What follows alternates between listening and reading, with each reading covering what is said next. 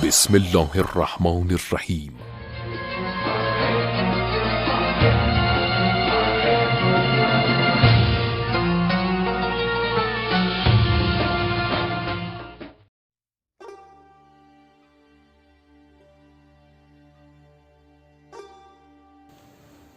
اعوذ باللہ من الشیطان الرجیم. بسم اللہ الرحمن الرحیم.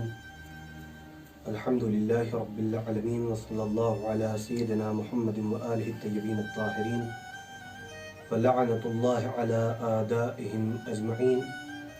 اما بعد فقد قال اللہ سبحانہ وتعالی فی القرآن الکریم وقولہ الحق.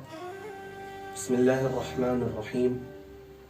انا انزلناہ فی لیلۃ القدر وما ادراک ما لیلۃ القدر. لیلۃ القدر خیر من الف شہر. تنزل الملائکۃ والروح فیہا بإذن ربہم من کل امر. سلام ہی حتی مطلع الفجر. ناظرین محترم، السلام علیکم ورحمۃ اللہ وبرکاتہ. آپ حضرات کی خدمت میں تلاوت کلام پاک سے متعلق پچھلے درس میں کچھ باتیں عرض کی گئی تھیں، اور آج بھی اسی سلسلے کو آگے بڑھاتے ہوئے چند سی چیزیں آپ کی بارگاہ میں عرض کرنی ہیں. قرآن مجید کی تلاوت کے سلسلے سے اور اس کی اہمیت کے سلسلے سے، اور خاص کر ماہ مبارکہ رمضان میں اس کی اہمیت کے سلسلے سے جو احادیث اور روایات میں چیزیں ذکر کی گئی ہیں، مثال کے طور پر خود عام دنوں میں اگر انسان قرآن مجید کی تلاوت کرتا ہے یا اگر چاہتا ہے کہ ایک مکمل قرآن کا ثواب حاصل کرے، تو اس کے لیے روایات ذکر ہوئی ہیں کہ انسان عام دنوں میں اگر 3 مرتبہ سورہ توحید قل هو اللہ احد کی تلاوت کرتا ہے تو اسے مکمل قرآن کا ثواب عطا کیا جاتا ہے بارگاہ خداوندی کی جانب سے.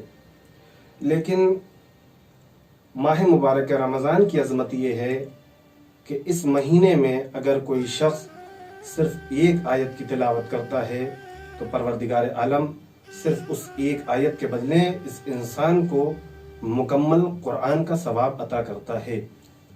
یہ اہمیت ہے اس مہینے میں تلاوت قرآن کریم کی. لیکن ضروری یہ ہے کہ ہم تلاوت کلام پاک کرنے سے پہلے اس کے آداب سے اور اس کے طریقے سے آشنا ہوں کہ ہمیں تلاوت کلام پاک کرنی کیسے ہے. مثال کے طور پہ بہت سے آداب قرآن کریم کی تلاوت کے سلسلے سے ذکر کیے گئے ہیں، مثلا قراءت، تجوید اور بہت سی چیزوں کا خیال رکھنا. لیکن ان کی تفصیل میں مجھے نہیں جانا ہے کیونکہ وقت بھی کم ہے. بس چند چیزیں، خاص کر وہ آداب کہ جو قرآن کی زبانی ہیں قرآن کی تلاوت کے سلسلے سے، انہی کو آپ کی بارگاہ میں ذکر کرنا ہے.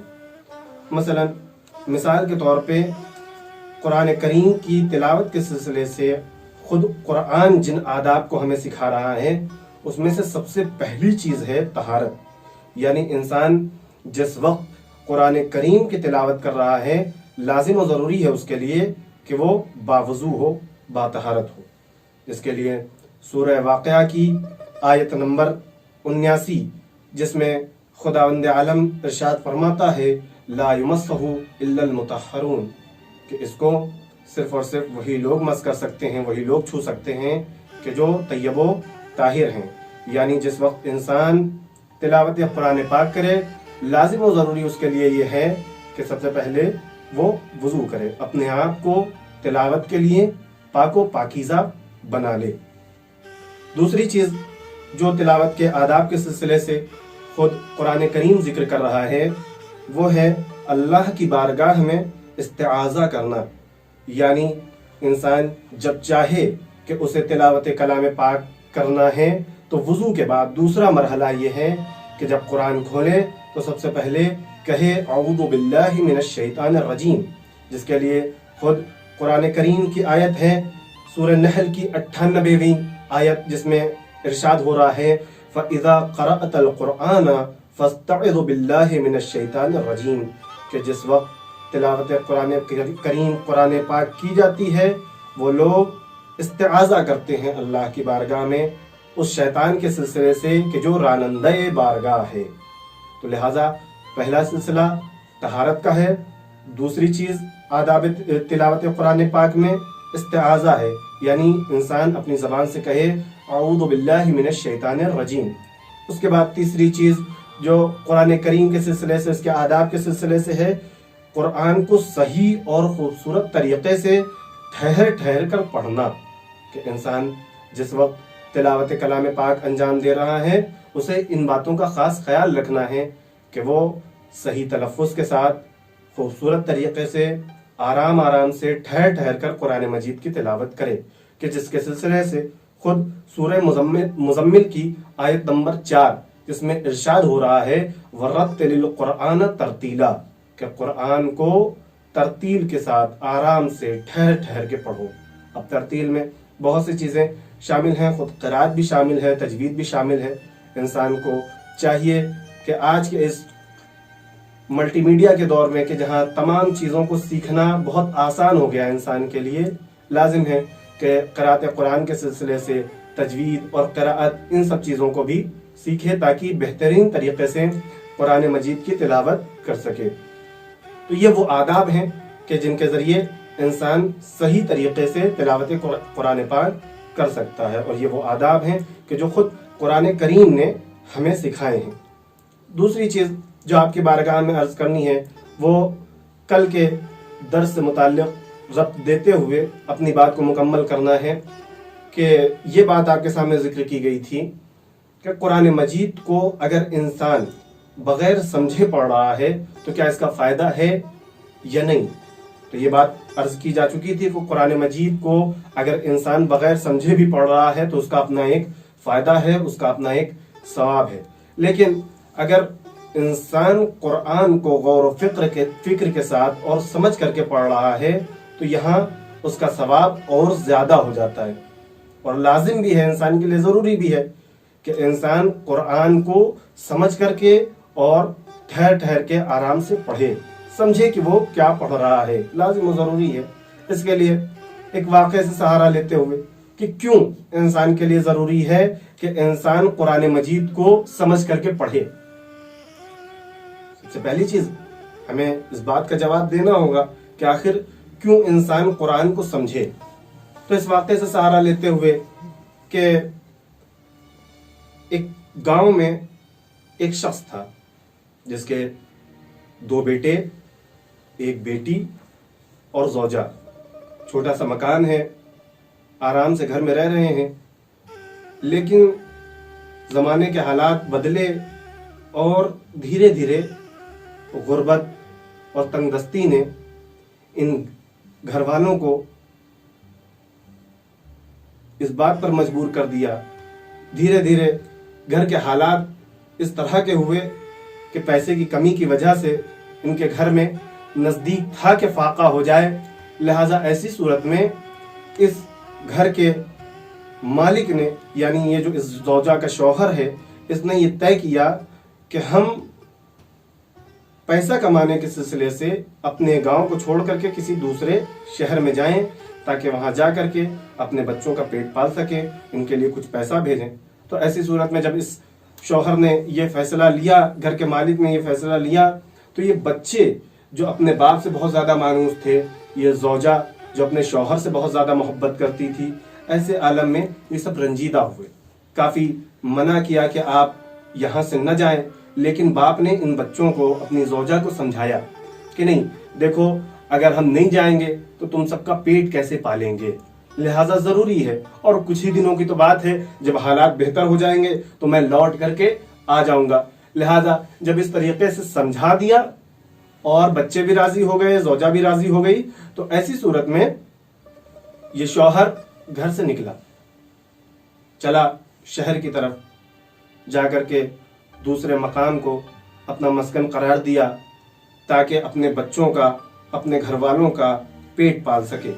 سخت ہے ایک انسان کا اپنے گھر سے دور رہ کر کے ان کا پیٹ پالنا، ان کے لیے کمانا کجانا، یہ ساری چیزیں ضروری ہیں، बहरहाल आखिरकार जो बच्चे अपने बाप से मानूस थे, ज़ौजा जो अपने बाप से मोहब्बत करती थी, इसके जाने से बहुत ज़्यादा रंजीदा और गमज़दा हुए। आखिरकार घर में ये बच्चे बहुत ज़्यादा गमज़दा और रंजीदा रहने लगे, यहाँ तक कि एक दिन वो आया कि इस बाप ने अपने बच्चों के नाम, अपनी ज़ौजा के नाम एक ख़त भेजा। अब ये ख़त जैसे ही कासिद लेकर के दरवाजे पर आया है, बच्चों ने ख़त को लिया, आंखों से लगाया, चूमा। बाप का ख़त है, इतने दिनों बाद बाप की याद घर में ताज़ा हो रही है, सब खुश हैं। बाप का ख़त ले करके कोई आंखों से लगा रहा है, कोई चूम रहा है, कोई बोसा दे रहा है। यही मरहला एक एक बच्चा अंजाम देता है। एक बच्चे के हाथ में ये ख़त आता है, वो चूमता है, दूसरे को देता है, यहाँ तक कि तीनों बच्चे चूमते हैं। फिर ज़ौजा के हाथ में ये ख़त दिया जाता है, वो ज़ौजा भी ख़त को चूमती है, आंखों से लगाती है, लेकिन कोई भी इस ख़त को, इस लिफाफे को चाक करके नहीं देखता। यहाँ तक कि क्या करते हैं, इस ख़त को उठाया और उठाने के बाद ताक पर ले जा करके रख दिया, ख़त को पढ़ा नहीं, देखा नहीं। इसी तरीके से कुछ दिन और गुजरे, एक और ख़त आया। एक और ख़त आने के बाद उसका भी यही हाल हुआ कि इन्होंने जैसे ही ख़त आया उसे चूमा और आंखों से लगाया, दूसरे को दिया। इसी तरीके से ये मरहला ज़ौजा तक आया। ज़ौजा ने इस ख़त को भी चाक करके नहीं देखा और यहाँ तक के उसी तरीके से लिफाफे को ताक पर रख दिया। यहाँ तक के तीसरा ख़त आया। तीसरे ख़त के साथ भी इन लोगों ने यही किया, लिफाफा चाक करके नहीं देखा गया, बल्कि उसे चूमा, उसे बोसा दिया, आंखों से लगाया और उसी तरीके से ताक पर रख दिया। एक अरसा गुजरने के बाद अब इस शौहर ने चाहा कि चलें अपने घर वालों का हाल चाल मालूम करें। अब ये शौहर घर पे आया, दक्कुलबाब किया। दक्कुलबाब करने के बाद क्या देखता है कि छोटा बेटा है। छोटे बेटे ने जैसे ही बाप को देखा, एक मर्तबा गिरिया करना शुरू किया, रोना शुरू किया। तो फौरन बाप ये सोच रहा है कि शायद इतने दिनों से हम दूर थे, लिहाजा बच्चा यहाँ पर इतने दिनों के बाद देख रहा है, इसलिए रो रहा है। लेकिन माजरा कुछ और ही था। बाप अपने छोटे बेटे को घर में लेकर के आया। अब जो घर में लेकर के आया तो क्या देखता है, घर में सिर्फ और सिर्फ छोटा बेटा है, घर पूरा खाली है। एक मर्तबा उसने अपने छोटे बेटे से सवाल किया, ये बताओ घर खाली क्यों है, तुम्हारी माँ कहाँ है? तो जैसे ही इस शौहर ने माँ के बारे में सवाल किया तो फौरन बेटे ने जवाब दिया, बाबा आपके जाने के बाद हम सब रंजीदा थे, गमज़दा थे। इसी आलम में माँ की तबीयत खराब हुई और इतनी ज़्यादा तबीयत खराब हुई कि इलाज के लिए हमारे पास पैसे नहीं थे, लिहाजा इसी बीमारी के आलम में माँ दुनिया से रुखसत हो गई। फौरन बाप ने पलट करके सवाल किया, क्या तुमने मेरा पहला खत चाक करके नहीं देखा? मैंने पहले खत में तुम लोगों के लिए तमाम तर अहवाल पुरसी और इतने पैसे रखे थे ताकि वो पैसे के जरिए से, उन पैसों के जरिए से तुम अपनी माँ का इलाज भी कर सकते थे और अपने घर का खर्च भी चला सकते थे। फौरन बेटे ने जवाब दिया, नहीं बाबा, हमने उस पहले खत को चाक करके नहीं देखा। दूसरा सवाल उसने अपने बेटे के बारे में किया कि ये बताओ मेरा बड़ा बेटा कहाँ है? तो फौरन छोटे बेटे ने जवाब दिया, बाबा जान आप तो जानते थे कि उसकी सोहबत खराब थी, गलत लोगों के साथ उसका उठना बैठना था, यहाँ तक कि वो उन्हीं लोगों के साथ एक दिन गया और आज तक लौट करके न आया। तो फौरन शौहर ने, बाप ने दूसरा जब इससे सवाल किया, क्या मतलब तुमने मेरा दूसरा खत चाक करके नहीं देखा? मैंने दूसरे खत में अपने बड़े बेटे के लिए ही तो लिखा था कि देखो जिन लोगों के साथ तुम्हारा उठना बैठना है वो लोग सही नहीं हैं, वो सही अफराद नहीं हैं, तुमको खराब कर देंगे, लिहाजा अपनी सोहबत बदलो, अच्छे लोगों के साथ उठो बैठो, दीनदार लोगों के साथ उठो बैठो, सही जवानों के साथ उठो बैठो। आखिरकार उसने कहा, नहीं बाबा, हमने ये दूसरा खत भी चाक करके नहीं देखा है। अल्लाह आखिर उसने तीसरा सवाल अपनी बेटी के सिलसिले से किया, कहा ये बताओ तुम्हारी बहन कहाँ है? तो फौरन छोटे बेटे ने जवाब दिया, बाबा आप तो जानते हैं कि फलां शख्स उससे शादी चाहता था। आखिरकार उसने बहन को इश्क के जाल में फंसाया और लेकर के चला गया। अब मामला यह है कि आज भी وہ اس شخص کے ظلم و جور کا شکار ہے۔ تو فوراً باپ نے پلٹ کر کے جواب دیا، کیا مطلب؟ تم نے میرا تیسرا خط چاک کر کے نہیں دیکھا؟ تیسرے خط میں نے اپنی بیٹی کے لیے ہی تو یہ نصیحتیں لکھی تھیں کہ دیکھو وہ کفو تمہارے لیے بہتر نہیں ہے، وہ رشتہ تمہارے لیے بہتر نہیں ہے، دیکھو جب میں آؤں گا تو تمہارے لیے ایک اچھا خاندان دیکھ کر کے، ایک بہترین کفو تلاش کر کے تمہاری اچھے گھرانے میں اور اچھے طریقے سے شادی کروں گا۔ اور آخرکار بیٹے نے جواب دیا کہ نہیں بابا، وہ تیسرا خط بھی ہم نے چاک کر کے نہیں دیکھا۔ اب جیسے ہی اس شخص نے گھر کا یہ حال دیکھا تو ایک مرتبہ زمین پر بیٹھ گیا اور گریا کرنے لگا۔ کیوں نہ گریا کرتا، کیوں نہ روتا؟ کیونکہ پورا گھر تباہ ہو چکا تھا، برباد ہو چکا تھا، اور آخرکار بیٹھا وہاں پر گریا کر رہا تھا۔ گریا کرتے کرتے ایک مرتبہ اس کی نگاہ سامنے طاق پر رکھے ہوئے ایک قرآن پر پڑی۔ اب جیسے ہی اس کی نگاہ قرآن مجید پر پڑی تو ایک مرتبہ چیخا اور چیخ کر کے کہتا ہے، اے لوگوں دیکھو، یہ میرے ہی عمل کا نتیجہ ہے کہ جس طریقے سے میں قرآن مجید کو پڑھتا نہیں تھا بلکہ اس کو اسی طریقے سے چوم کر کے غلاف میں رکھ دیا کرتا تھا، میرے بچوں نے بھی وہی عمل میرے خط کے ساتھ انجام دیا اور اسے چاک کر کے نہیں دیکھا، جس کی وجہ سے ان سب کی زندگی برباد ہو گئی۔ لہٰذا میں تمہیں پیغام دیتا ہوں کہ ہرگز ہرگز ایسا نہ کرنا کہ جس طریقے سے میرے گھر والوں نے کیا ہے، کہیں ایسا نہ ہو کہ یہی عمل تم قرآن مجید کے ساتھ انجام دے کر کے اپنی دنیا اور آخرت دونوں برباد کر لو، جیسے میرے گھر والوں نے اپنی دنیا برباد کر لی ہے۔ لہٰذا قرآن مجید کا جو پیغام ہے انسان سمجھے کہ پروردگار عالم نے انسان کو اس قرآن مجید میں زندگی جینے کا سلیقہ بتایا ہے، کیا کیا نصیحتیں فرمائی ہیں۔ لہٰذا لازم و ضروری ہے انسان کے لیے کہ انسان قرآن مجید جب بھی پڑھے تو جو کچھ سمجھ سکتا ہے اس سمجھے، اس کا ترجمہ دیکھے، تفسیر دیکھ سکتا ہے تفسیر دیکھے، یا علماء کی نشست میں بیٹھے، اگر کوئی بات نہیں سمجھ میں آ رہی ہے تو علماء سے دریافت کرے۔ والسلام علیکم ورحمۃ اللہ وبرکاتہ۔